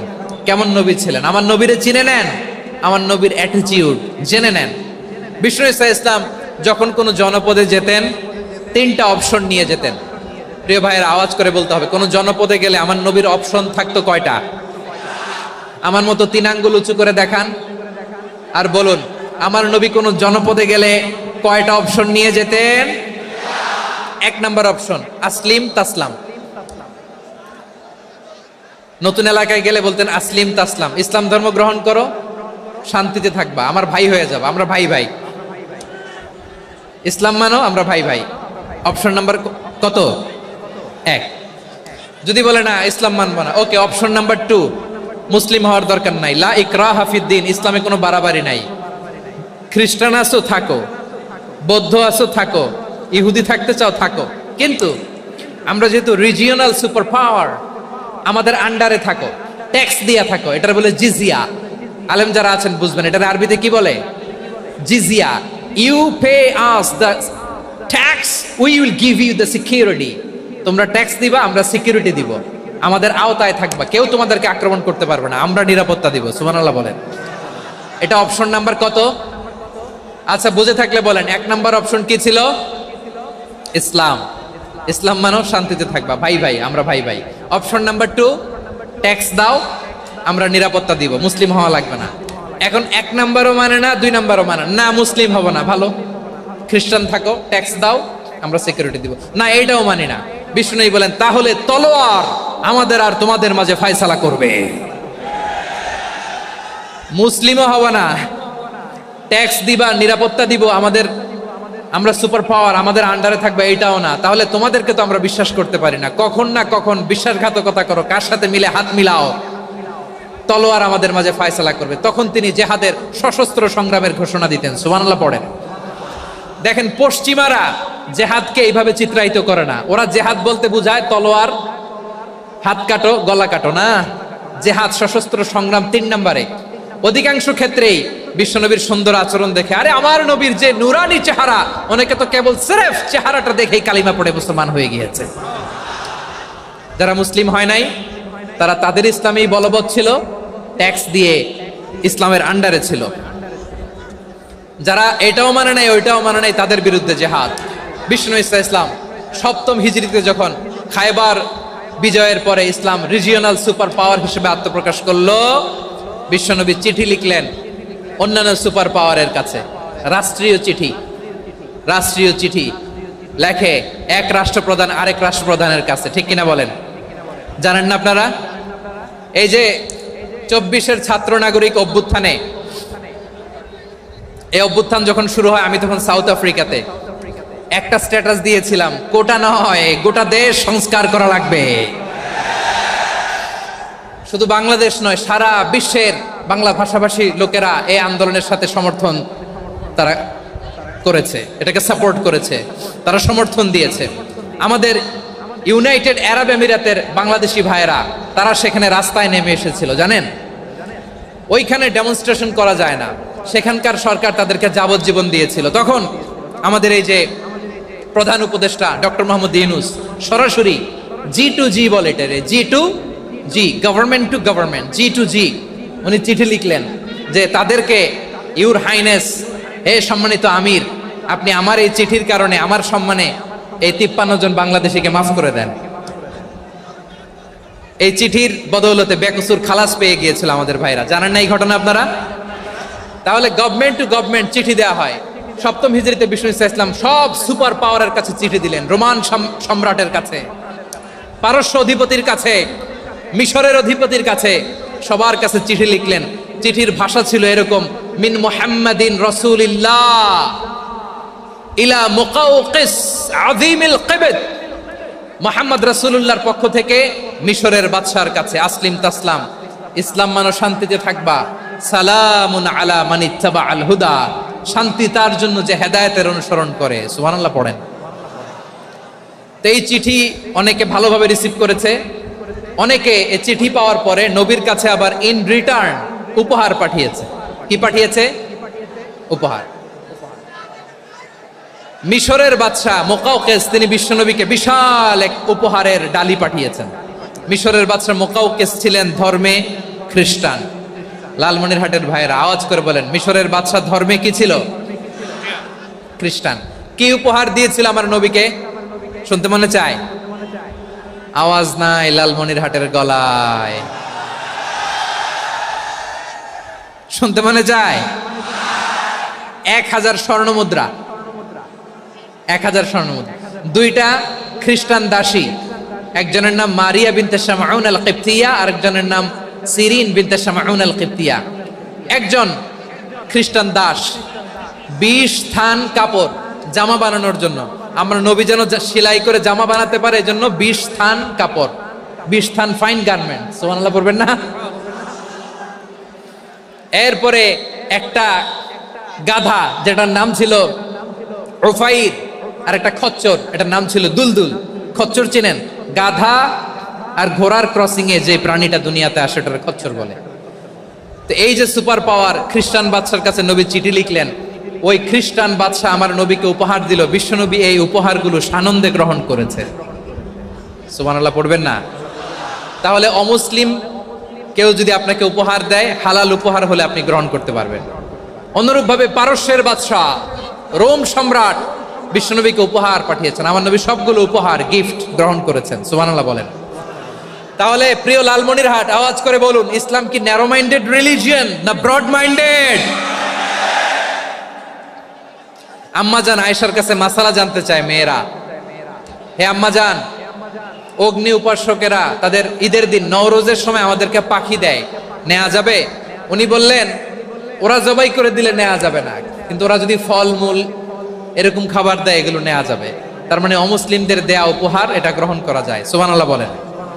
শুধু তাই নয়, বিষ্ণু ঈসা ইসলাম অমুসলিমদের সাথে আর্থিক লেনদেনও করেছেন, ফিনান্সিয়াল ডিলিং করেছেন। অমুসলিমদের সাথে প্রয়োজনে আপনি ফিনান্সিয়াল ডিলিং করতে পারবেন। আমরা প্রায় দেখি বাজারের মিষ্টির দোকানগুলো আমার হিন্দু ভাইদের। লালমনিরহাটে মিষ্টির দোকান, দইয়ের দোকান কারা চালায়? হিন্দুরা চালায় না? তারপরে যে বারবার শপ, চুল কাটে যে নাপিত, অধিকাংশ নাপিতের দোকানে কারা? আমার হিন্দু ভাইরা। তা আপনি চুল কাটতে পারবেন কিনা? পারবেন কিনা বলেন? পারবেন। তার দোকান থেকে দই মিষ্টি কিনতে পারবেন কিনা? হ্যাঁ, আমার মুসলিম ভাইয়ের দোকান থাকলে ওইটারে আমি বেশি প্রায়োরিটি দিব, ঠিক কিনা? কিন্তু যদি তাদের সার্ভিস নিতে চান, প্রোডাক্ট নিতে চান, পারবেন। তার দলিল সহিহ বুখারী, আম্মা জান আয়েশা রাদিয়াল্লাহু তাআলা আনহা বলেন, ইশতারা রাসূলুল্লাহ সাল্লাল্লাহু আলাইহি ওয়াসাল্লাম মিন ইয়াহুদিয়িন তুআমান ওয়া রাহানাহু দিরআহু মিন হাদিদ। রাসূল সাল্লাল্লাহু আলাইহি ওয়াসাল্লাম এক ইহুদির কাছ থেকে, কার কাছ থেকে? সবাই বলে নাই, কার কাছ থেকে? আমার নবী, পেয়ারা নবী এক ইহুদির কাছ থেকে জব কিনেছিল, জব, বার্লি, যেটা দিয়ে রুটি বানায়। ওই জবের দাম দেওয়ার টাকা পয়সা নবীর কাছে ছিল না, ফলে নবী ওনার একটা পোশাককে মর্গেজ রেখেছিলেন, মর্গেজ, বন্ধক, যে এখন এটার দাম দিতে পারবো না, কয়েক কেজি বার্লি নিয়ে যাই আর বন্ধক হিসেবে আমার জামাটা রেখে গেলাম, যেদিন দাম দিব ওই দিন জামাটা ছুটায় নিয়ে যাব। সুবহানাল্লাহ পড়বেন না? বাকিতে নিছিলেন, বাকিতে। দিরআহু মিন হাদিদ, লোহার তৈরি বর্ম, মানে যুদ্ধের পোশাক, লোহা দিয়ে বানানো। বিশ্বনবী বললেন, কয়েক কেজি জব দাও, টাকাটা পরে দিব, এখন টাকা নাই, বন্ধক হিসেবে, মর্গেজ হিসেবে আমার জামা রেখে গেলাম, যখন টাকা দিব জামা ছুটায় নিব। আওয়াজ করে বলতে হবে সুবহানাল্লাহ। এ থেকে বোঝা গেল অমুসলিমদের সাথে ফিনান্সিয়াল ডিলিং করা যায়, অর্থনৈতিক লেনদেন করা যায়, কেনাবেচা করা যায়, প্রোডাক্ট কেনা যায়। এমনকি আমাদের মসজিদে নববীতে বারান্দায় আপনারা একটা অটোমেটিক ফ্লাইং আমব্রেলা দেখছেন? সূর্য যখন বাড়ে মসজিদে নববীর বারান্দায় ইয়ার্ডের মধ্যে অটোমেটিক্যালি কিছু আমব্রেলা আছে, সাঁ করে খুলে যায়, আর সূর্যের তাপ লাগে না। আবার সন্ধ্যাবেলায় এই আমব্রেলাগুলো ওরা ক্লোজ করে ফেলে, দেখেন নাই না? দেখছেন? এই মসজিদে নববীকে সর্বোচ্চ উন্নত মানের কনস্ট্রাকশন ইনফ্রাস্ট্রাকচারে ডেভেলপ করার জন্য কর্তৃপক্ষ কিছু অমুসলিম ইঞ্জিনিয়ারের, ডিজাইনারের সহায়তা নিয়েছিল। সুবহানাল্লাহ বলেন। কোন দলিলের ভিত্তিতে? এই দলিলের ভিত্তিতে যে বিষ্ণু ঈসা ইসলাম অমুসলিমদের সাথেও লেনদেন করেছেন। আওয়াজ করে বলতে হবে আল্লাহু আকবার। শুধু তাই নয়, ইন কেস অফ ইমার্জেন্সি, প্রয়োজনে ইসলামের খাতিরে, ইসলামকে সামনের দিকে এগিয়ে নিয়ে যাওয়ার জন্য অমুসলিমদের সাপোর্ট নেওয়া জায়েজ আছে। সুবহানাল্লাহ বলেন। অমুসলিমদের সাপোর্ট নেয়া, তাদের থেকে অর্থ নেয়া, পলিটিক্যাল সাপোর্ট, পলিটিক্যাল অ্যাসাইলাম নেওয়া জায়েজ আছে। আমাদের অনেক বিশ্ববরেণ্য দায়ীরা আমেরিকায় অস্থায়ীভাবে অ্যাসাইলাম নিয়ে থাকে, নিজের দেশে গেলে ফাঁসিতে ঝুলাই দিবে। যুগ যুগ ধরে দায়ীদের উপরে এরকম অত্যাচার আর নির্যাতন আছে না নাই? মিশরের অনেক দায়ীরা পাশ্চাত্যে যেয়ে থাকে, এই যে তারা পলিটিক্যাল অ্যাসাইলাম নিয়ে থাকে, রাজনৈতিক আশ্রয়, এটা জায়েজ আছে না? এটা যে জায়েজ আছে তার প্রমাণ স্বয়ং বিশ্বনবী সাল্লাল্লাহু আলাইহি ওয়াসাল্লাম পলিটিক্যাল সাপোর্ট নিয়েছিলেন অমুসলিমদের কাছ থেকে। সুবহানাল্লাহ বলেন। খুব মজাদার একটা ঘটনা শুনবেন, আপনাদের আগ্রহ দেখতে পেলেন, হৃদয়টা ভেঙে খান খান। যিনি ঘরের ভেতরে বিশ্বনবীকে সান্ত্বনা দিতেন, ভালোবাসা দিতেন, বাইরে গেলে কুরাইশরা বকাঝকা করে, অত্যাচার করে, কিন্তু আম্মাজান খাদিজা রাদিয়াল্লাহু তাআলা আনহা ঘরটারে এমন শান্তির নীর বানায় রেখেছেন, এই ঘরের ভিতরে ঢুকলে বিশ্বনবীর কলিজাটা ঠান্ডা হয়ে যেত। এজন্য রব্বুল আলামিন বলেন, খাদিজা, ও আমার বান্দি খাদিজা, জান্নাতে এমন স্পেশাল একটা ঘর আমি তোমার জন্য রেডি করে রেখেছি। ওই ঘরের মধ্যে কোনো আওয়াজ নাই, ওই ঘরের মধ্যে কোনো নয়েজ নাই, ওই ঘরে কোনো বিশৃঙ্খলা নাই।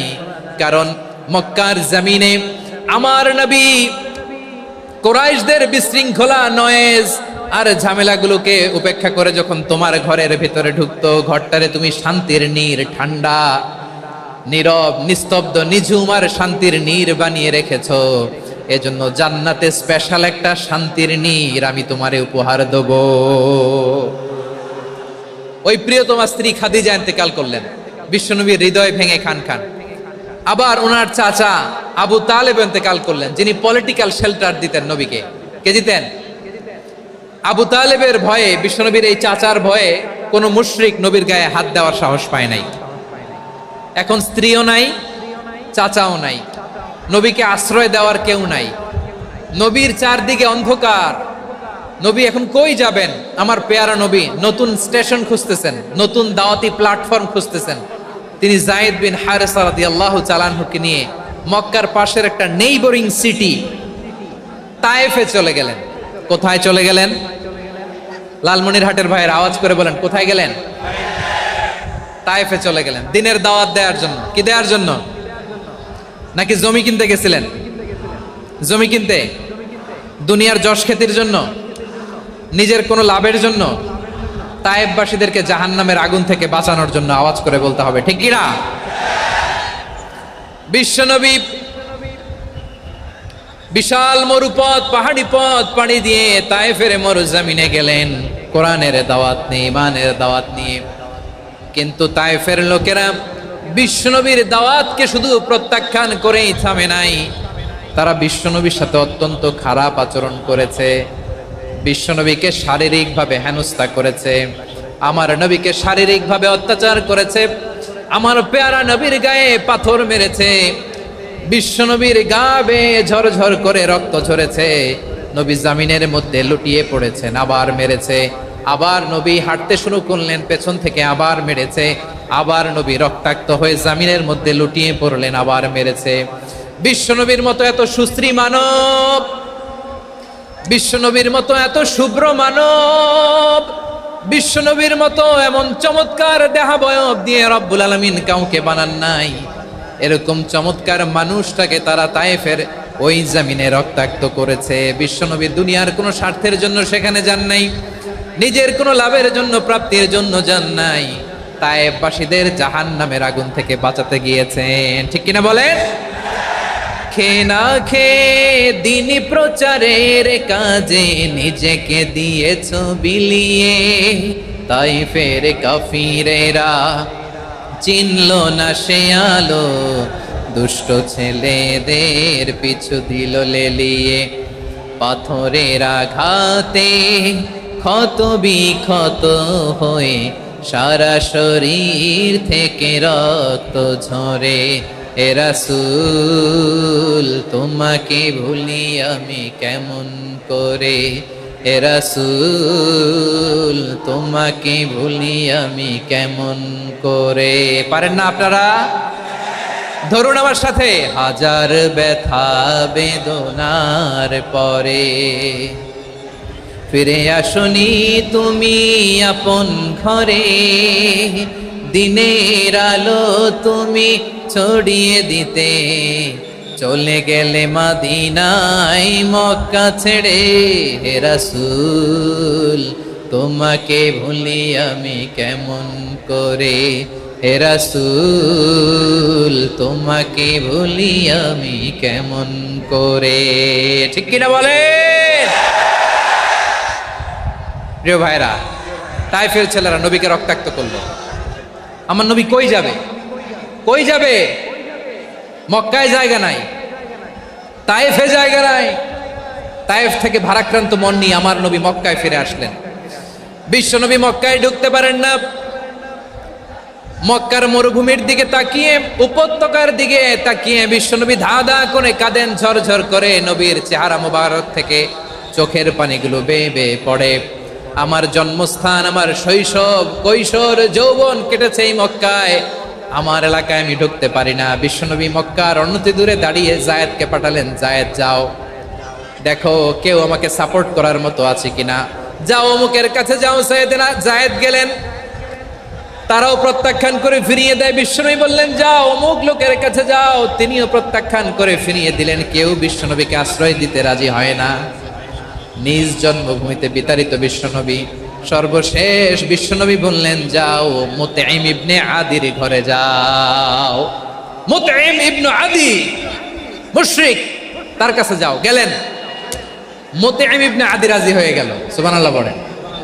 দেখেন, অনেক বিপদের সময়ও আমি নিজে সাক্ষী, সামাজিকভাবে, রাজনৈতিকভাবে কত ঝঞ্ঝা, কত ষড়যন্ত্র, কত কনস্পাইরেসি পাড়ি দিয়ে আমাদেরকে সামনে এগিয়ে যেতে হয়। এই শত্রুদের ভেতরেও একজনকে দাঁড় করিয়ে দেয় যে আল্লাহর কোরআনের জন্য রেডি হয়ে যায়। পড়েন সুবহানাল্লাহ। মুতঈম ইবনে আদি, আল্লাহ তার মনকে নরম করে দিলেন। মুতঈম বলে, মুহাম্মদ আমি তোমাকে আশ্রয় দিব। তার দুই ছেলেকে পাঠালেন, যাও খোলা তলোয়ার নিয়ে, স্কট দিয়ে, গার্ড অফ অনার দিয়ে মোহাম্মদকে মক্কায় ঢুকাও, আর বলো আমি আমান দেব। আমান কি দিব? আমান মানে সিকিউরিটি, নিরাপত্তা। সিকিউরিটি ছাড়া, আমান দেওয়া ছাড়া কেউ থাকতে পারতো না মক্কায়। দুই ছেলে বিষ্ণু ঈসা ইসলামকে নিয়ে আসলো। নবী কাবার চারদিকে তাওয়াফ করলেন, নামাজ পড়লেন। আবু জাহেল, উতবা, শাইবা, ওয়ালিদ ইবনে মুগীরা সবাই দেখে, কেউ কিছু করতে পারে না। কারণ মুতঈম ইবনে আদি ঘোষণা দিয়েছেন, আমি মুহাম্মদকে আমান দিয়েছি, মুহাম্মদের গায়ে যেন কেউ স্পর্শ না করে। আওয়াজ করে পড়েন সুবহানাল্লাহ। নবীর এই বিপদকালে মুহূর্তে মুতঈমের হৃদয়টারে নরম করে দিল কে? আচ্ছা, লালমনিরহাটের ভাইয়েরা বলেন, এই মুতঈম কি মুসলিম ছিল না মুশরিক? সবাই বলতে হবে মুসলিম না মুশরিক? তাহলে মুশরিকের কাছ থেকে নবী পলিটিক্যাল অ্যাসাইলাম, আধুনিক রাষ্ট্রবিজ্ঞানের ভাষায় পলিটিক্যাল অ্যাসাইলাম, যেটাকে বলে রাজনৈতিক আশ্রয়। উনার আমান বা নিরাপত্তার এই ঘোষণায় তিনি মক্কায় ঢুকলেন। যতদিন নিরাপত্তা ছিলেন। মুতিম যখন মারা গেল, বিষ্ণু ইসলাম হিজরত করে মদিনায় চলে গেলেন, সুবহানাল্লাহ। কিন্তু মুতিম যে বিশ্বনবীর উপকার করছে এটা বিশ্বনবী ভুলে নাই। আমাদের অনেকে আছে উপকার করার পরে আর খেয়াল থাকে না, খাওয়ার পরে গলা দিয়ে নামলে আর খেয়াল থাকে না, এরকম আছে না নাই? আমার নবী ভুলে নাই। বদরের প্রান্তরে 70 জন কাফেরকে যখন বন্দি করে বিশ্বনবীর সামনে হাঁটু গেড়ে দাঁড় করানো হলো, বসানো হলো, 70 জন কাফের। কয়জন? বিশ্বনবী তাদের দিকে তাকিয়ে বললেন, সহিহ বুখারীর বর্ণনা, লাউ কানাল মুতঈম ইবনে আদি হাইয়ান সুম্মা কাল্লামানি হাউলাই নাতনা লা তারাকতুহুম লাহু। বদরের প্রান্তরে 70 জন বন্দি কাফিরের দিকে তাকিয়ে আমার নবী বললেন, আজকে মুতঈম ইবনে আদি যদি বেঁচে থাকতো আর তোমাদের 70 জনের ব্যাপারে যদি মুতঈম এক বাক্যে একটা সুপারিশ করতো, তার সম্মানে আজকে তোদের সবাইকে আমি মাফ করে দিতাম। সুবহানাল্লাহ নাই? ওই যে চিল্লাচিল্লি যে কথা বুঝে নাই, কোন জিনিস মিস করছে ওরা নিজেরাও বুঝে নাই। বিশ্বনবী মুতঈমের এই সাহায্যের কথা বলে নাই। 70 জন মুশরিক হাঁটু গেড়ে বসা, নবী চাইলে এখনই এক্সিকিউশন অর্ডার দিতে পারে। তিনি বললেন, আজকে যদি মুতঈম বেঁচে থাকতো আর মুতঈম যদি তোদের জন্য সুপারিশ করতে, এই আবর্জনাগুলোর ব্যাপারে সুপারিশ করতে, আমি মুহূর্তেই তোদেরকে এমনি মাফ করে দিতাম। এবার বলেন, ইসলাম কি ন্যারো মাইন্ডেড না ব্রড মাইন্ডেড? শুধু তাই নয়, যাকে যে সম্মান দেয়ার আমার নবী দিতেন, হোক আস্তিক হোক নাস্তিক, হোক মুসলিম হোক অমুসলিম। বিষ্ণু ইসলাম যখন রোমান সম্রাটের কাছে চিঠি লিখেছেন, আমার প্রিয় লালমনিরহাটের ভাইরা, অল্প কয়েক মিনিট কয়েকটা জরুরি কথা বলবো, এদিকে তাকান, এদিকে তাকান। রোমান সম্রাটের কাছে বিশ্বনবী যখন চিঠি লিখলেন মিন মুহাম্মদ রাসূলিল্লাহ ইলা হিরাকলা আযীমির রোম, মুহাম্মদের পক্ষ থেকে হিরাক্লিয়াসের কাছে, যিনি হচ্ছেন আযীমির রোম। এটা নবী নিজ থেকে বানায় লিখছেন, অতিরিক্ত সম্মান দিয়ে। কোন রাষ্ট্রপ্রধান যখন আসে তাদেরকে আমরা কি বলি জানেন? তার নামের শেষে HE এটা লিখতে হয়, H.E. মানে হিজ এক্সেলেন্সি। কি লেখে? হিজ এক্সেলেন্টি, অথবা ইউর হাইনেস, ইউর ম্যাজেস্টি। দেখেন, বিশ্বনবী সাল্লাল্লাহু আলাইহি ওয়াসাল্লাম সব নবীদেরও নবী। তিনি একজন মুশরিক খ্রিস্টান সম্রাট, রোমান সম্রাটের কাছে চিঠি লিখতে যায়, লিখতেছে ইলা হিরাকলা আযীমির রোম, হিরাক্লিয়াসের কাছে আমার চিঠি, যিনি রোমের আযীম, হিজ হাইনেস, মানে রোমের অনেক সম্মানিত এক বাহাদুর। আওয়াজ করে বলেন সুবহানাল্লাহ। তার মানে যাকে যে সম্মান দেয়ার এটা বিশ্বনবী দিতেন। এমনকি যেই ইহুদিরা ভালো ছিল, এই ইহুদিদেরও প্রশংসা করেছেন বিশ্বনবী মুহাম্মদুর রাসূলুল্লাহ সাল্লাল্লাহু আলাইহি ওয়াসাল্লাম। এক ইহুদির প্রশংসা করেছেন বিশ্বনবী। ইহুদির কার? আমি তো আমার ভাইয়ের প্রশংসা করি না, আমি তো এক আলেম আরেক আলেমরে স্পেস দেই না, আমি তো এক দায়ী আরেক দায়ীর সাথে বসতে চাই না। আমার নবী ইহুদির প্রশংসা করে। কার প্রশংসা? ওই ইহুদির নাম ছিল মুখাইরিক। সিরাত গ্রন্থ ঘাটলে পাবেন। তিনি বলেছেন, মুখাইরিক খাইরু ইয়াহুদ, মুখাইরিক is the best of the Jews. জুইশদের মধ্যে সে সবচেয়ে ভালো। কেন প্রশংসা করলেন তার?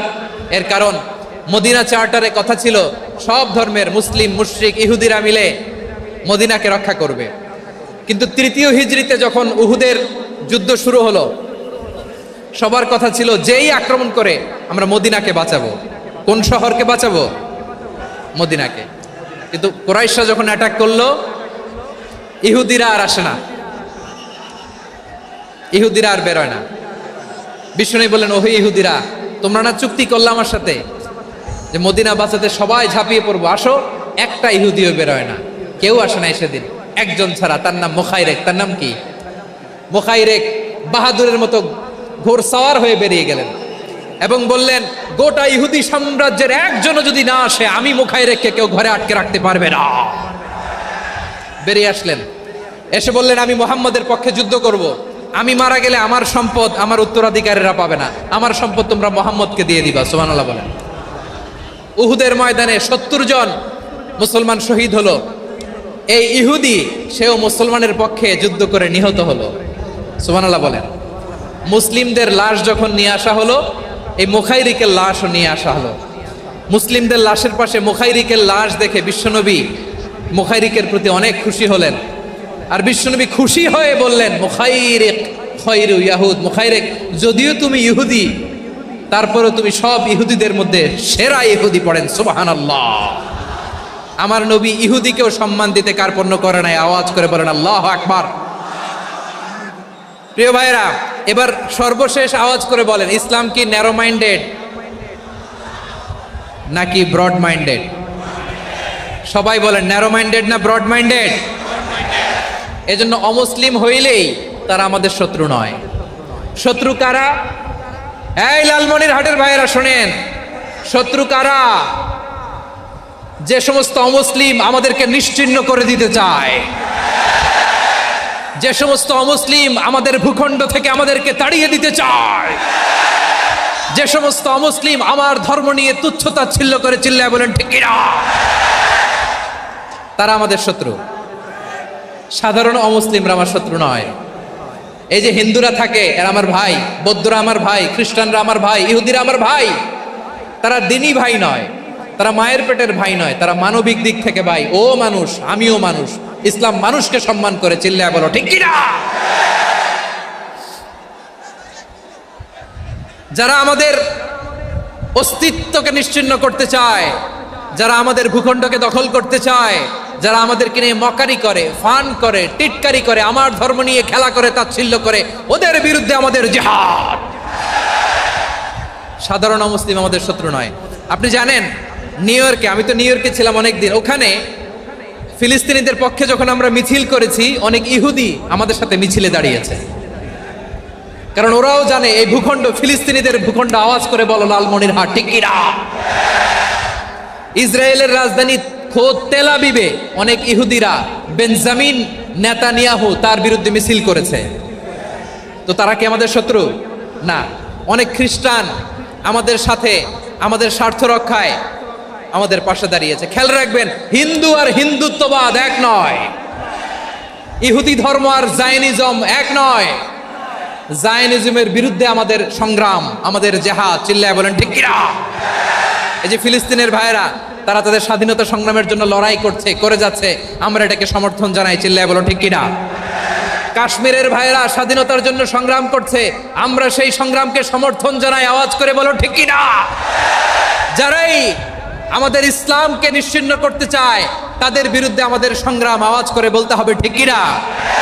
ওই সমস্ত দুর্বৃত্তদের সাথে আমাদের কোনো সম্পর্ক নাই। আমরা যদি ঐক্যবদ্ধ থাকতে পারি, ওই দুর্বৃত্তরা চান্স পাবে না। আমরা ঐক্যবদ্ধ থাকতে রাজি আছি। লালমনিরহাটের ভাইয়েরা, আমরা ঐক্যবদ্ধ থাকলে ওই দুর্বৃত্তদের কালো হাত ভেঙে দিতে আমাদের সময় লাগবে না। তাদের কালো হাত ভেঙে দিতে রাজি আছো মুসলমান? কারা কারা রাজি? দু হাত তুলে দেখাও।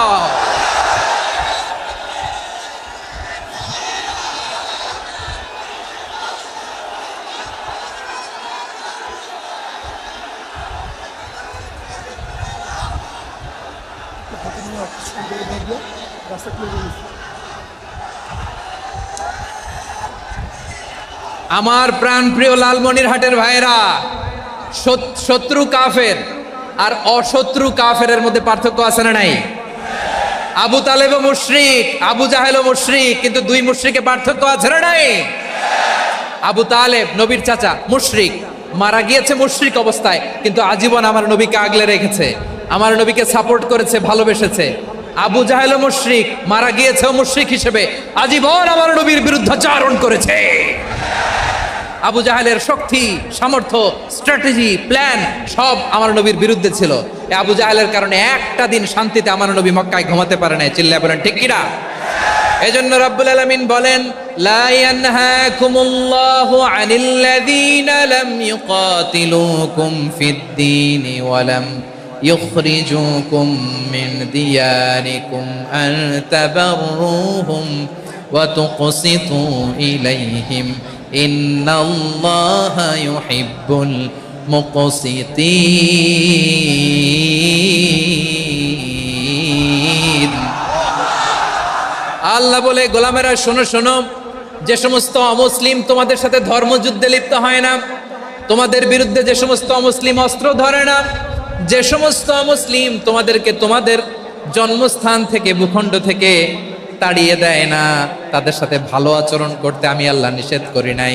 তাদের সাথে সদাচরণে কোনো নিষেধাজ্ঞা নাই, বরং তাদের সাথে সদাচরণ করো, এটাই আমি আল্লাহ চাই।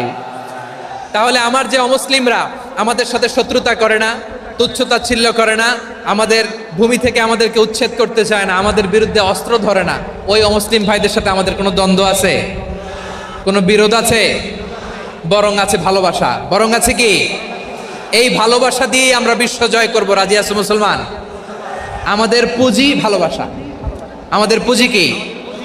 এবার আওয়াজ করে বলেন আমার এই পুরো আলোচনা থেকে, the religious coexistence, peaceful coexistence, শান্তিপূর্ণ সহাবস্থান, কমিউনাল হারমোনি, এই সাম্প্রদায়িক সম্প্রীতি, এই আলোচনা থেকে কি বুঝলেন? ইসলাম কি ন্যারো মাইন্ডেড না ব্রড মাইন্ডেড? এই ব্রড মাইন্ডেড হৃদয় নিয়ে ভালোবাসা দিয়ে আমরা বিশ্ব জয় করতে চাই। রাজি আছেন? আল্লাহ কবুল করুক। আমরা সবাই পড়ি আমিন। লালমনিরহাটের জেলা স্টেডিয়ামে আমার প্রিয় মায়েরা বোনেরা, আপনাদের জন্য একটা হাদিস বলে শেষ করব। বিশ্বনবী বলেন, আমার মায়েরা খেয়াল করে শুনুন, বিশ্বনবী আপনাদের উদ্দেশ্য করে বলেন, আল মারআতু ইযা সাল্লাত খামসাহা ওয়া সামাত শাহরাহা হাফিজাত ফুরুজাহা আতাআত বা'লাহা ফালতাদখুল মিন আইয়ি আবওয়াবিল জান্নাতি শাআত। বিশ্বনবী বলেন, ও রমণীরা, ও নারীরা, যে সমস্ত নারী এই চারটা কাজ করবে, এই চারটা কাজের গ্যারান্টি দিবে, তাদেরকে জান্নাতের 8টা দরজার গ্যারান্টি দেয়া হবে। কি চারটা কাজ? 1 নাম্বার, আল মারআতু ইযা সাল্লাত খামসাহা, যে নারী 5 ওয়াক্ত নামাজ পড়ে। কি করে? জেলা স্টেডিয়ামে অবস্থানরত আমার নারীরা বোনেরা, বিশ্বনবী আপনাদেরকে 4টা কাজের কথা বলেছেন, খুব বেশি না। 4টা করলে 8 জান্নাতের দরজা সব খোলা। কোনটা দিয়ে যাবেন? যেটা দিয়ে মনে চায়। 1 নাম্বার 5 ওয়াক্ত নামাজ। আমার বোনেরা জোহরের নামাজ পড়তে পড়তে এটা আসরে নিয়ে যায়, আসর পড়তে পড়তে এটা মাগরিবে নিয়ে যায়। এরকম আসরা নাই?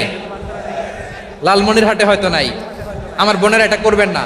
ইন্নাস সালাতা কানাত আলাল মুমিনিনা কিতাবাম মাওকুতা, সময় মতো পড়বেন। সামাত শাহরা, রমাদানের রোজাগুলো রাখবেন। হাফিজাত ফুরুজাহা, যে নারী তার চরিত্রকে হেফাজত করে, তার প্রাইভেট হেফাজত করে, তার লজ্জাস্থান হেফাজত করে। ও মায়েরা, আপনার এই গর্ভ যে কত দামি আপনি জানেন না। আপনার এই গর্ভ থেকে জন্মাবে আগামীর সালাহুদ্দিন আল আইয়ুবী। আপনার গর্ভ থেকেই জন্মাবে ইমাম আল মাহদি আল মুনতাজার। আপনার পেট থেকে জন্মাবে আবু সাইদের মতো বীর সৈনিক। আপনার পেট থেকে জন্মাবে মুগ্ধের মতো বীর মুজাহিদ। আপনি জানেন না কে আসবে আপনার পেট থেকে। সময়টাকে কাজে লাগান, ইসলামকে বুঝেন, মানেন, আমাদের ইসলামিক লেকচারগুলো শোনেন। আমরা যে বার্তাগুলো, ইনস্ট্রাকশনগুলো, দিক নির্দেশনাগুলো আপনাদের খেদমতে রাখি, এগুলো মেনে চলুন। আপনিই পারেন আপনার ঘরটাকে জান্নাতের টুকরা বানাতে। একটা family, it's a very big institution and you are the MD, the managing director of this institution. চিল্লায় বলেন ঠিক কিনা? চাইলেই পারেন ঘরটারে জান্নাতের টুকরা বানাতে। 5 ওয়াক্ত সালাত, রমাদানের রোজা, নিজের চরিত্রের হেফাজত, ও আতাআত বা'লাহা, স্বামীর আনুগত্য। এটাতে অনেকে ভুল করে থাকে। হায় রে আমার বোনেরা, স্বামীর আনুগত্যকে এটা নিজের অপমান মনে করবেন না। আপনার স্বামী আপনার সবচেয়ে বড় গার্ডিয়ান, তিনি আপনার সবচেয়ে ভালো চায়। নারী কখনো গার্ডিয়ানশিপের বাইরে থাকতে পারে না।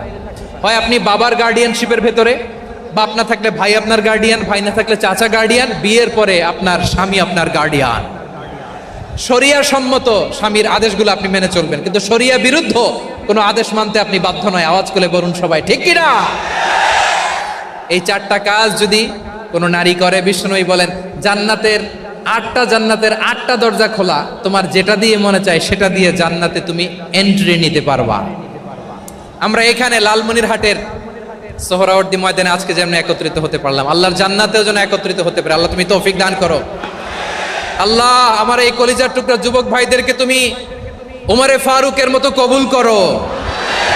জেলা স্টেডিয়ামে অবস্থানরত আমার মা বোনদেরকে তুমি ফাতেমার মতো, খাদিজার মতো কবুল করো। আমাদের কলিজার টুকরা সন্তানদেরকে তুমি সালাহুদ্দিন আল আইয়ুবীর মতো কবুল করো। এই যে ইসলামিক সোসাইটি লালমনিরহাটকে আল্লাহ তুমি কবুল করো। আল্লাহ যে কথাগুলো বললাম এগুলো প্রথমে আমাকে, আমার সব ভাইদেরকে আমল করার তৌফিক দান করো। রব্বানা ظلمنا أنفسنا وإن لم تغفر لنا وترحمنا لنكونن من الخاسرين ربنا